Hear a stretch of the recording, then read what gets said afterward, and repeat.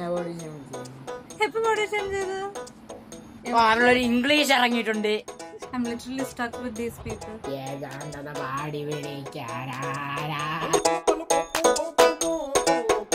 So ഒരുപാട് നാൾ കഴിഞ്ഞിട്ടാണ് ഞാനൊരു ലോങ് വീഡിയോ ഇടുന്നത്. ആൻഡ് ഇന്നത്തെ video is going to be day out with my family.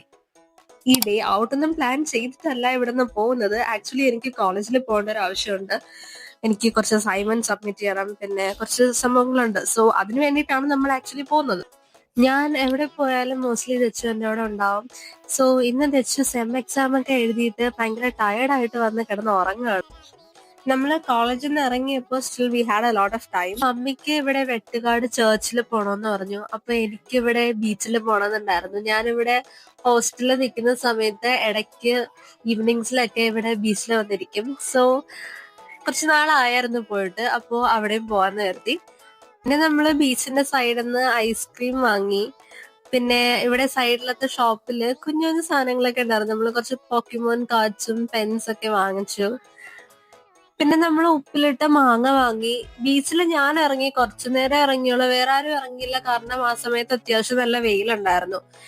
പിന്നെ നമുക്കൊരു റീൽ ഷൂട്ട് ചെയ്യണമെന്നുണ്ടായിരുന്നു എനിക്കും അമ്മയ്ക്കും കൂടി. പക്ഷെ നമ്മുടെ ക്യാമറാമാൻ ആ സമയത്ത് ദച്ചു മാത്രമേ അവൈലബിൾ ആയിട്ടുണ്ടായിരുന്നുള്ളൂ. സോ ക്യാമറാമാൻ ഒട്ടും ഡെഡിക്കേറ്റഡ് ആയിട്ട് നിൽക്കാത്തത് കൊണ്ട് നമുക്ക് നല്ല റീലൊന്നും കിട്ടിയില്ല.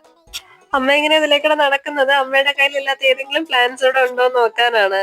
പിന്നെ ഞാനിവിടെ അമ്മയുടെ വ്ളോഗിൽ ഇടാനും എന്റെ വ്ളോഗിൽ ഇടാനുമായിട്ട് കുറച്ച് വീഡിയോസും പിക്ചേഴ്സും ഒക്കെ എടുത്തു തന്നു. നല്ല രസമായിരുന്നു അവിടെ. വെയിലൊക്കെ മാറിയപ്പോ നല്ല രസമുണ്ടായിരുന്നു അവിടെ നിൽക്കാൻ. പിന്നെ നമ്മൾ നേരെ എമ്മൂത്തിയിലോട്ടാണ് പോയത്. ഈ വീഡിയോ ഞാൻ ആക്ച്വലി എടുക്കുന്നത് കുറച്ചു നാൾ മുമ്പാണ് കേട്ടോ. അപ്പൊ ആ സമയത്ത് അവിടെ ഒരു ബുക്ക് ഫെസ്റ്റ് നടക്കുന്നുണ്ടായിരുന്നു.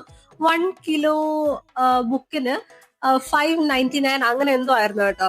സോ അതിന് വേണ്ടിയിട്ടാണ് നമ്മളവിടെ പോയത്. പിന്നെ ഇവരോട് ബുക്ക് ഫെസ്റ്റ് ആണെന്ന് പറഞ്ഞാൽ ഇവർ വരത്തില്ല. അങ്ങനെ ഞാനും മമ്മിയും കൂടെ അവിടെ ഫുഡ് ഫെസ്റ്റ് നടക്കുന്നതെന്ന് പറഞ്ഞാണ് ഇവരവിടെ കൊണ്ടുപോയത്. പിന്നെ ഞാൻ ഇടയ്ക്ക് ദച്ചുവിനെ ഹാരി പോട്ടറിന്റെ സ്റ്റോറി ആ ഒരു പ്ലോട്ട് ഒക്കെ പറഞ്ഞു കൊടുത്തായിരുന്നു. അപ്പൊ ഹാരി പോട്ടറിന്റെ ബുക്സ് നോക്കി നടക്കാറുണ്ട് ദച്ചു. പിന്നെ അവിടെ ഞാൻ പണ്ട് ലൈബ്രറിയിൽ നിന്ന് എപ്പോഴും എടുത്ത് വായിക്കുമായിരുന്ന വിംപിക്കിഡിന്റെ ബുക്സ് ഉണ്ടായിരുന്നു. സോ അതൊക്കെ നോക്കി കുറച്ചു നേരം നിന്നു. പിന്നെ ഞാൻ പോയ സമയത്ത് ഞാൻ ആ പറഞ്ഞ ബുക്ക് ഫെസ്റ്റിന്റെ സ്ഥലത്ത് ആക്ച്വലി എനിക്ക് ഇഷ്ടപ്പെട്ട ബുക്സ് ഒന്നും എനിക്ക് കിട്ടിയില്ല. മേ ബി കുട്ടികളൊക്കെ പോയിട്ടുണ്ടായിരുന്നെങ്കിൽ അവർക്ക് ഒരുപാട് നല്ല ബുക്സ് കിട്ടുമായിരുന്നു. സോ രസമുണ്ടായിരുന്നു. പിന്നെ ഉണ്ടല്ലോ ഇവിടെ ഈ 2 കളർ കോമ്പിനേഷൻ ഒക്കെ ഉള്ള കുപ്പികളൊക്കെ 25 റുപ്പീസ് ഉണ്ടായിരുന്നുള്ളൂ. ജസ്റ്റ് 25. അങ്ങനെ ഞാൻ 2-3 ഡസൻ കുപ്പികളൊക്കെ വാങ്ങി. പിന്നെ നമ്മള് രാമചന്ദ്രനിൽ വന്നു. ഇവിടെ നമ്മള് നാട്ടിലുള്ള രാമചന്ദ്രനിൽ പോയാലും ഇവിടെ വന്നാലും അമ്മ എപ്പോഴും നോക്കുന്ന മഷ്റൂംസ് ആണ്. അങ്ങനെ നമ്മൾ മഷ്റൂംസ് ഒക്കെ വാങ്ങി. പിന്നെ നമ്മൾ ഒരുപാട് സ്റ്റോർസിൽ കയറിയെങ്കിലും ഒരുപാട് സാധനങ്ങളൊന്നും വാങ്ങിച്ചില്ല. ദച്ചു കുറച്ച് ക്രിക്കറ്റ് ബോൾസ് വാങ്ങിച്ചു. പിന്നെ ഞാൻ കുറച്ച് സ്റ്റേഷനറി ആൻഡ് ഫാൻസി ഐറ്റംസ് വാങ്ങി. പിന്നെ അവിടെ ചിപ്സ് ഉണ്ടായിരുന്നു, 50% ഓഫ് ഉണ്ടായിരുന്നു. സോ നമ്മൾ അത് ഓടി നടന്ന് വാങ്ങി. ബിക്കോസ് നമുക്ക് കാറിൽ തിരിച്ചു പോകുമ്പോൾ കഴിക്കാൻ എന്തെങ്കിലും വേണം. തിരിച്ചു വന്നപ്പോൾ ഇറ്റ് വാസ് റിയലി നൈസ്. ഇങ്ങനെ പാട്ട് കേട്ടു. The weather was also really nice. Like ഇങ്ങനെ മഴ പെയ്തില്ല എന്നുള്ളൊരു കണ്ടീഷൻ ആയിരുന്നു. പിന്നെ നമ്മള് ഇടയ്ക്ക് ഇറങ്ങിയ ഒരു ഡോണറ്റ് വാങ്ങിച്ചു. ആ ഡോണറ്റ് കഴിച്ചിട്ട് എക്സ്പ്രഷൻ ആണ് ഈ കാണുന്നത്.